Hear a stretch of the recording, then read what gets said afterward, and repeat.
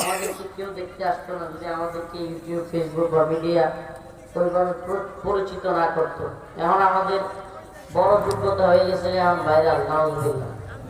বড় বড় শেখুল হাদিস, বড় বড় আলেম, বড় বড় আলেম, বড় বড় মুজাহিদ, শেখুল হাদিস, তাদেরকে কেউ চিনেও না, তাদের কথাও শুনতে চায় না, তাদেরকে দেখতেও যায় না। অথচ এই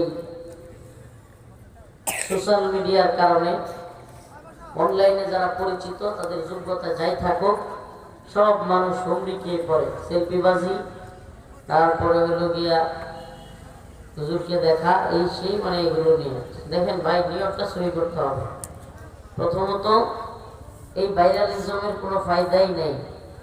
আল্লাহর দ্বীনের জন্য যদি কাজে না লাগে, এই পরিচিতি মূল্যহীন।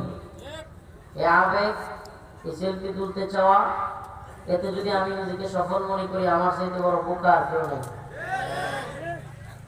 এই জামানায়।